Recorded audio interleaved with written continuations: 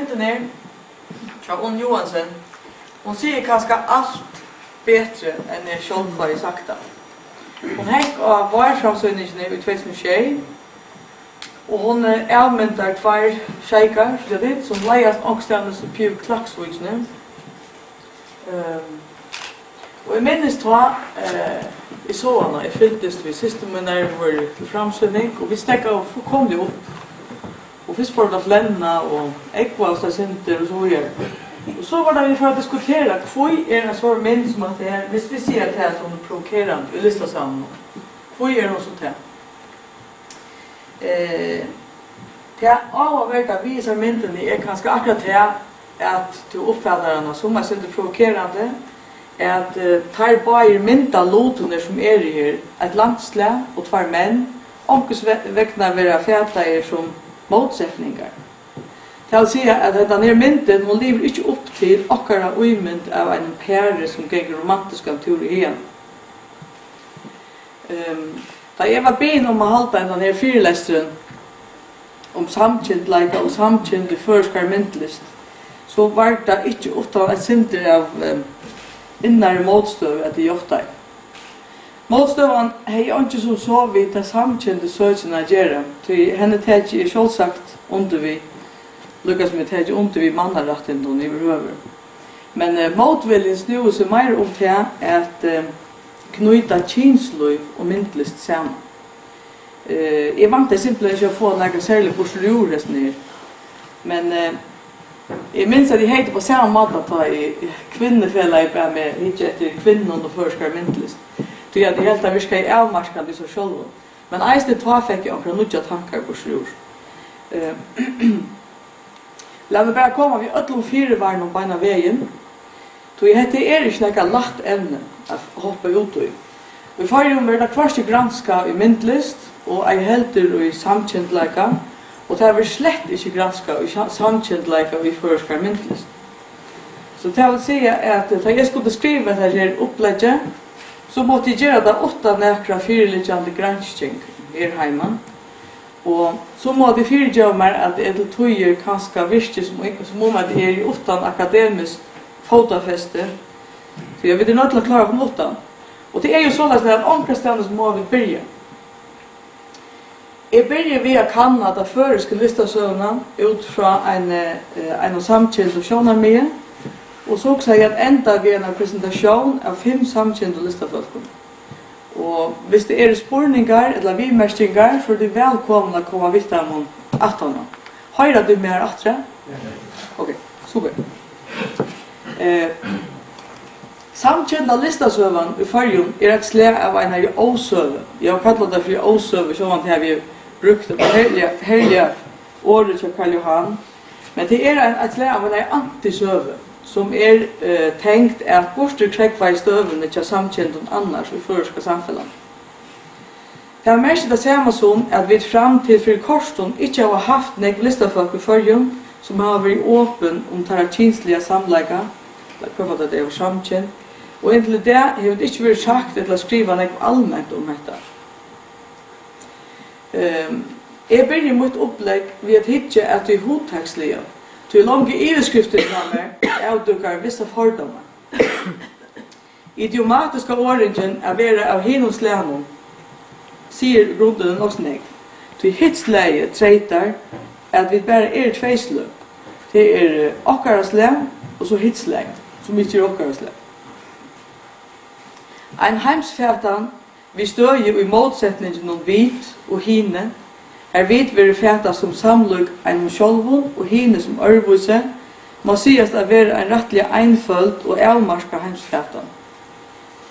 Samstundes ber idiome av hinons lænum bra av en rettelig ekskluderande og homofobare menta. Åringen finnes ikke av danskun eller enskun til absurd å hukse seg at man sier han er den annen slags, eller she is the other kind, eller så det er jo purastan absurd. Det som blir veldig løye, det er han den orangen, han er av hinons lænum, faktisk har man brukt denne som ordet hampamål, så tar man i fall seg selv rettelig hampalig og skal si at det er rolig farlige homosexuella året. Så har man sagt, han av hinuslämmen, så vet jag gott vad jag snackar om. Vi vill lägga han halvtid att hända här orangen är det ljótaste av ötlum. Tog jag som nämligen utgivelser. Hon säger att det är något annat här som vi det.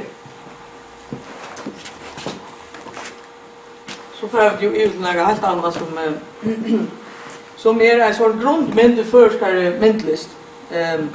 Lista sövliga är vi ju ut i särskilt stöve att först myndlist inte kikna i fyren tilja i 20. öld. Ta modernismen väl och virliga i festerna röter kring Europa. Och det är sagt så ofta förr, men det är ju otroligt att också säga att medan Picasso, Duchamp, Kandinsky och under Kolvelte och Jordavi tar stå Nils Kruse när jag möl och eie och malade Altetotl och Fjötl och så läs. Det är helt otroligt, men så är det var det bara. Vi börjar ju eller sent. Landsläge heje och i nekvar hövesleik låter det förskare myndlist och hevda parstvist en. Så åttanifrån kan hetta tätje som landsläge hever myndevnesliga i myndlistene bera bra av en helder säkläsare och åskjålstøvar tillgång till myndlistene. Men hetta samsvarar eisne vid uimyndene av føringon som et uppronarkjent naturfolk som lever ui av og i fotlån samljå vid naturna.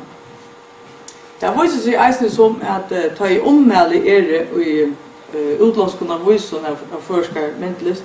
Det snurrar seg øyelig ofta om dette her vi at heva naturna som tilver grundarlega og at det er at ommælaren sutja et særligt regnlindi, upprånligt regnlindi i forskar versken.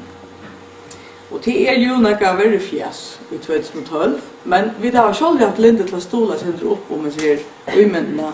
Det er sindur honaligt at andre folk utifra sier at vi er nekka særligt og vi er best og så. Det er alltid deilig. Men vi har ikke bruk for forenklingen langer, tog at vi er blivet mer fjellbrøyt. Vi takt vi har nødja heimeren eisen mer fjellbrøyter og vi tar større innlid og gjerne det internet och så vidare.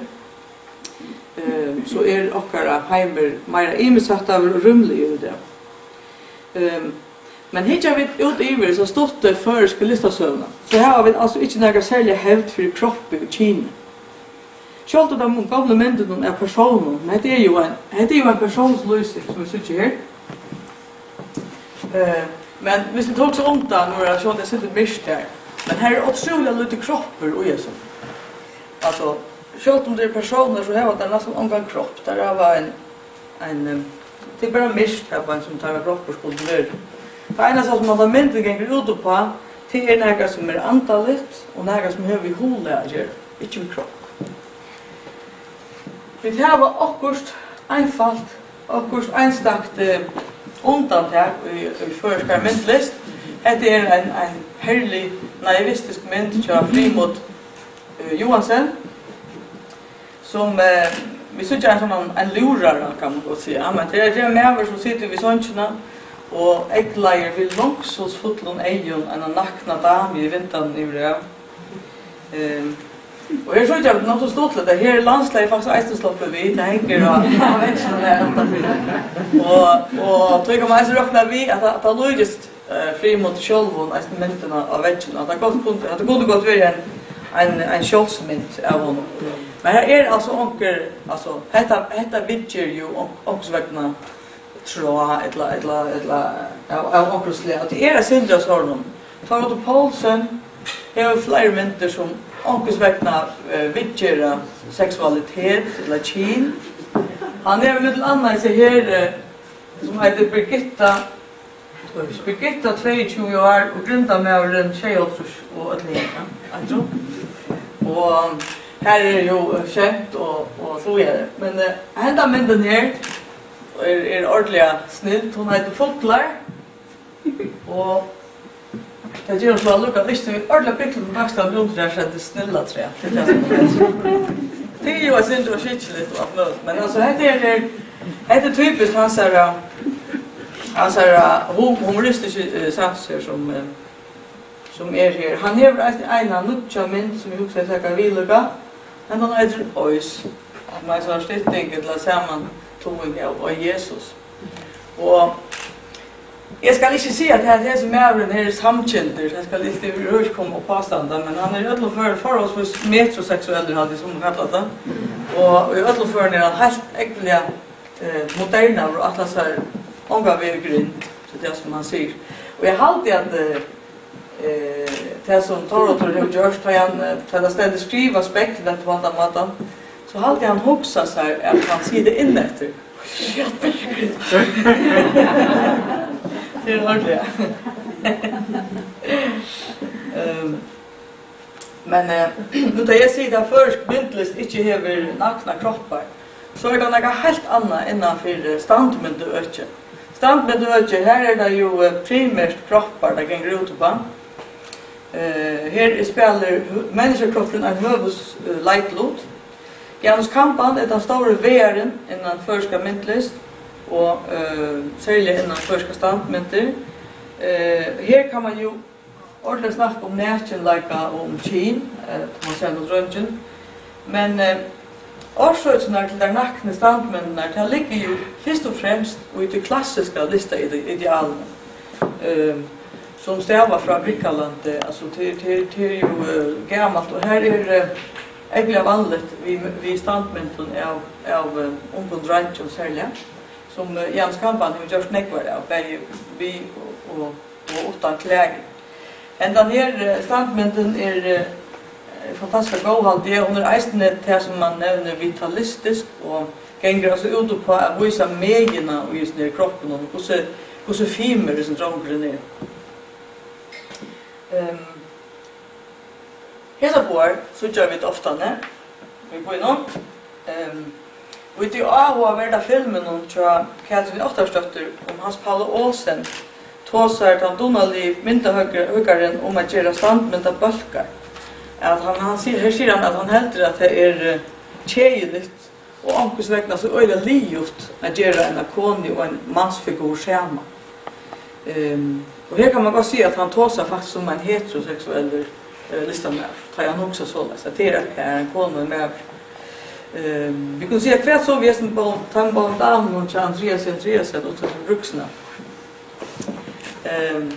Här städsättning vid käppsamtökna hade jag gå in är nog så genialt och ger att hon blir inte mer moderna än hon är. Att det är ju bara en sån klassisk standmynt, naturalistisk och kunde gått för gjort i Iceland Truschen och såna gå i Paris.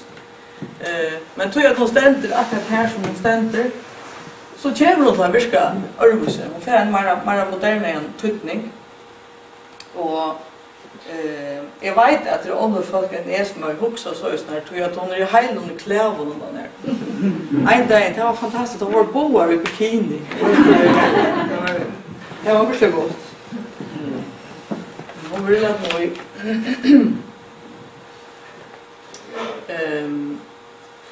Men som sagt, så jag borste från faun standmynten så här har vi alltså i förskarlist om kan särskilt hävd för kroppen och kin. Först list är kanske inte beinleis osexot, men i alla fall kan man säga att hon är puritansk.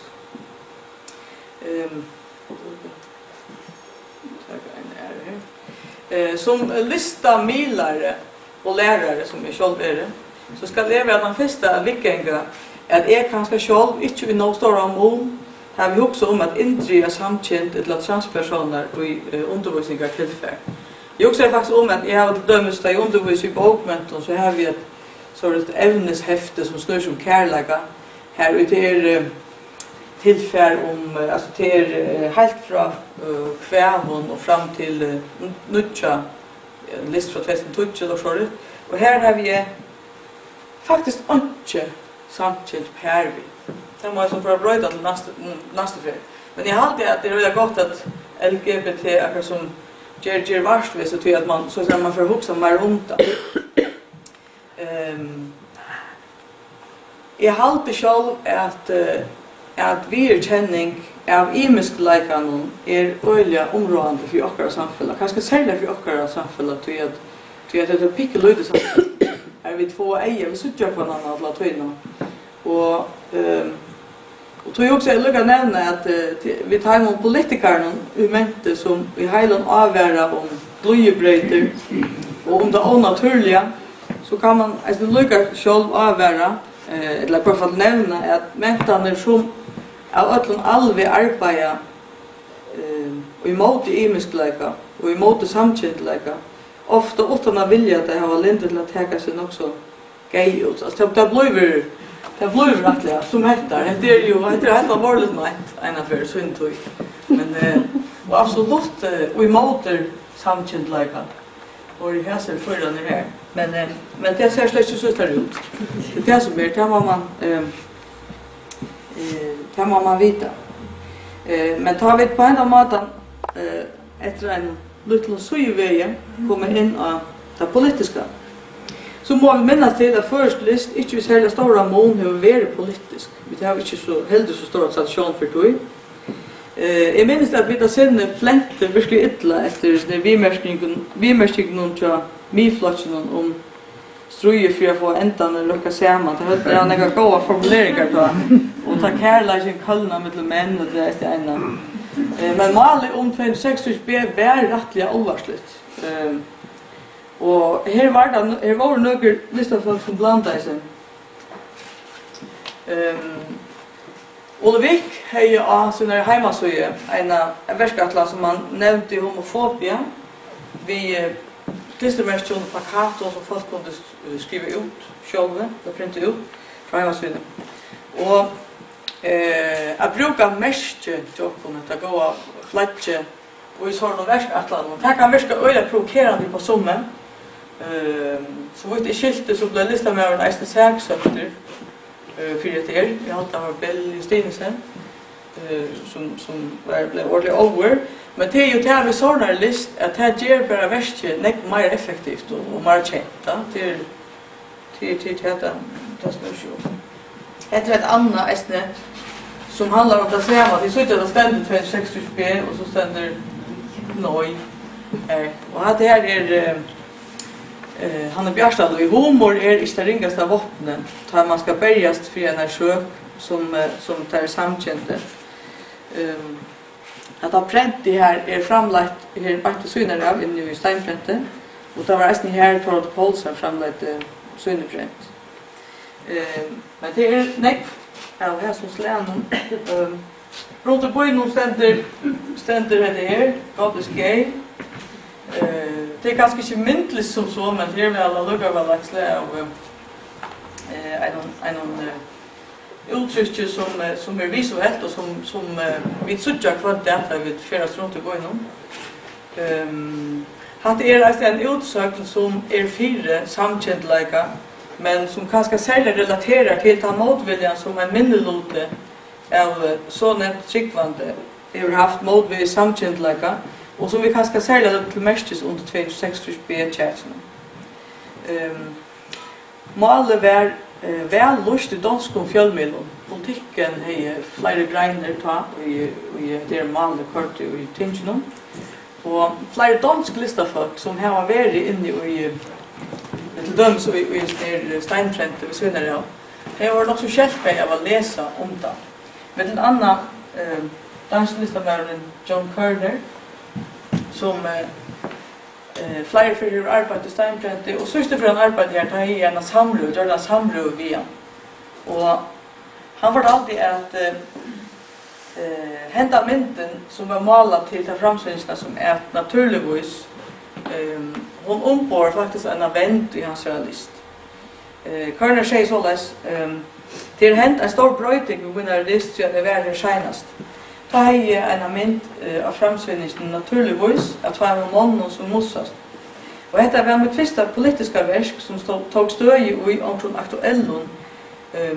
Just om det måste vara en samkände med avloppen här i havn och händingen förde samman vid grein 26 B-malen till Neckchair. I halt är förska hävden vid att avmynta natturerna och lystene är avöver och då var det ett område för mig att här på i männen att det förska natturer som bakgrund. Jag tog upplevelserna att det vimmer till arbeids och jag har så gärna arbetat vid flera aktuella politiska ämnen. Körner har med annat till ämnet trafficking och uppsättning. Men det är också avvärt att han föreska samkända sätter som faktiskt hever avvarska hans service. Det här är Silja Ström. Det visar sig eisne som att hvis du får hitje efter förskar myndlist och också om samkjentleika, så är samkjentleiken en atterlig spurninger. Begge det kommer til virkjenning og åpenleika, eisne med listafolkene. Tog at det viser seg at jo yngre folkene her, jo større er tålende mellom folkene. Da de unge listafolkene synte fram her 4 av Norrbritsjene i Kjettmannahavn, ta var helten av at de 6 fram som samkjent, og det var åpen om det. Det er jo helst noe særligt. Silja Strøm var vi her eisne. Hon hører til det yngre atterlige, og då er ikke så nægget som helst tropelega i samkjenten. Hon er ikke samkjent selv, men hennes personer har vært øyelig ofte i mynden. Her var ofte flere tjenstlige samleikere. Her kunne til dømes være hybrider mellom djur og mennesker, som vi sutja og jeg sier, og skikkelig er at han her. Det er ofta fotla anlitt, akkurat som ikke er for fot. Den her luttla fitta mynden, hon er verlaga noen øyla så pikkelig til, er en pastor eisne av en steinprente, som Silja gjør det her i Grafska Vestland, og hon er vi i Ålesøk framsynningsne i år. Silja hever sammen vid Trimon Øron, en av finna framsynning, listasalen som jeg kan nøyta høve i at vi melder. Og den her luttla mynden er doneret til LGBT, og skal være sammen vid hinnom donera av mynden at jeg kunne det, eller hun vil aksjoner. Ja. Men det er så ikke, det er veldig enkelt, det er typisk Silja, en einfølt tekning av en kone som følger på en ære. Så har vi en påfot instrument som ofte har vi. Ofte er det universelt sensitivt kjent, og snur seg ofte om fremmandgjøring. Men her er en ånder som eisne spiller vid kinslige samleggene og i sånne skulpturelle og ekspressive formlist. Det er Barbara Gonsne, og hun gjør ofte, hun gjør jo klæger, men det er ofte vent imot til sipånene. Barbara er halvtje, man kan sige, oprovinciell, hun er altkjova og størrebyer kjent. Men da var vel å bruke tradisjonene og vende henne vi, eisne funksjonelt, så la oss skilja at hun kan finne på å bruke plugg som lykkes buksen til bluser eller øvet. Til suttjast var dette handler ikke om seksualitet eller samkjentleika som så, men fjallbrøttene og åpenleik er grunnleggende parter av hennes uttrykket. Og det aktar slett ikke framan undan virkjenta mynter av hva det er som er maskulint og hva det er feminint. Dette her er en som heter Victor, en mannlig modell. Eisne er en utrolig donalig listakvinna her. Men hvis vi får atter til førjer, så er dette en mynd som Bridger tok av varframsynningsne i 2009. Og dette ser til forlatelt ut. Det er noen listafolk, og i midtene er det han som vi alltid mer snakker om. Han er, og vi får så klæven og ser for oss hvis han blir ut enn i hvert fall. Hvis vi do en sånn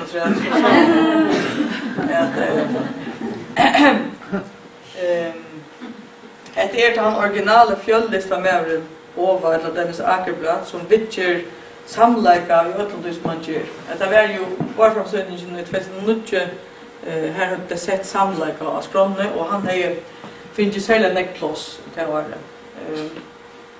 Og Dennis Akerblad han gjør tonelike, musikk, video, performance, myndlist, allt med limman gör och det öliga nekv samleika som han vitcher.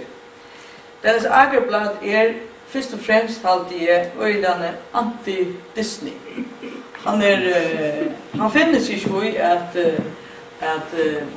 vara en sån vacker, läcker mäver som han i grunden han otroliga vacker och hans performance leder han sig i och målar sig själv så han ser förfärlig ut. Han lyser också från gusar till minst. Det en sån en performance som det hade ju Distortion festivalen i Ibo i Köpenhamn. Och det han som långst till vänster här som man ser här. Men han alltså i moters ner glamorösa som man också kan säga känner ta samkända är transhöbus. Man också runt till dömes det mer vanliga drag-drottningarna, drag queen, så glittrar hon att som hon är vanliga. Den sagblad helt fast vid att dyrka det ljuta och antiglamorösa. Första ferie upplevde han som mentlist med och det stora framsyningen av förskarlist och av den frie i Köpenhamn 1995. Då synte jag fram några stora mindre personer med Annes här. Det var så stottligare tror jag att alltså det skulle ju också att det kunde högre med varje gång regna och vänster med Trent Petersson och så är det så här menten där man också säger kan det himla så sant hände det äntligen näka. Men det så ut och här spelar han vi en sån like-låt alltså som är hin och inte någon här är han häst nu i hickve och gruvliga så där en sån hampa föringar också väckna.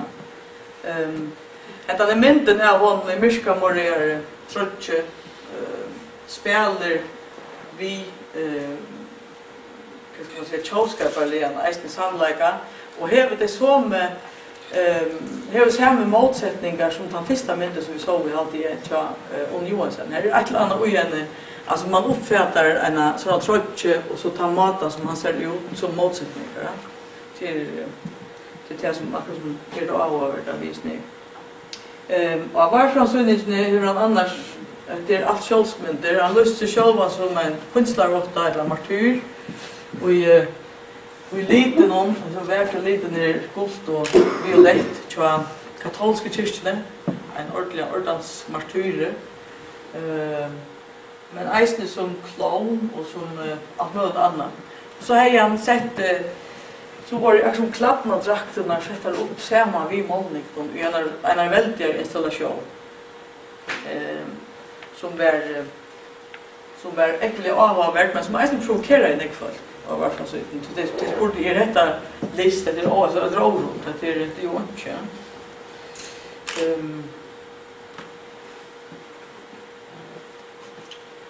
ja så kommer vi till Haltes. Hon är en av opera avhavvärt det unga listafalkon. Det är en äldre människa som hon arbetar vid arbetar sker i linoleum och henne är töckne virka ganska sinter gammaldags där vi kan få skriva för en ommäle så kan man passa men så häver hon häver några nytt och örvelse i sina menton. Hon sker ofta realistiska mynter eller realistiska mynter av djuren av människor och det ser realistiskt ut men hicket var låter så nästan alltid åker som är avskärpla och jag syns det marrechet och onaliga mynter.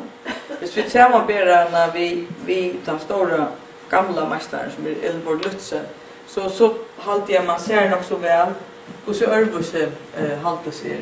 Det var Lutze det alla så är näck med detaljerna som man ser i något så over frost men mynterna tror jag haltes här är väldigt ofta närmynter och enkelte figurer som är omkyrter av bölamyskre av en sån nästan klaustrofobisk myskre vi så de ser det här är från till framsyningen som är nere i Norrbridgene. Jag vill få in den här mynten heter hunger. Hunger som blir rättliga svänker.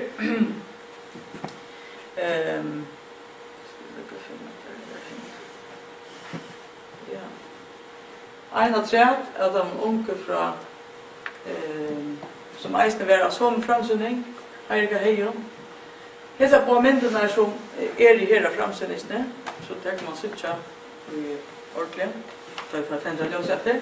Dette her døvra båre, som fra 2011.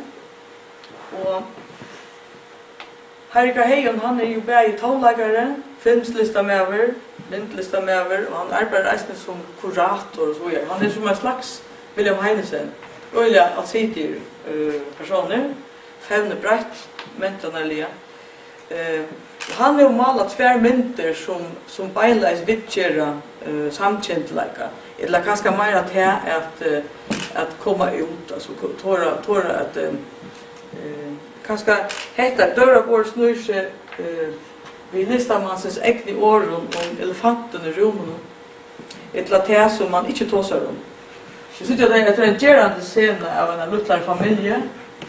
Jeg synes at det etter hamburgerik, grønne estrar og epler, man ser veldig med alle detaljer. Og så synes jeg vi noen bein, leggbein som av nætjen, sånn midt av båren her. Og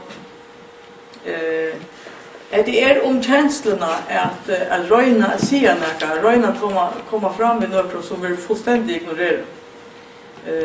Så det hela mynden här eisen heter Johan Scholzmynd, så jag vet han personen minst som Heirik Scholver.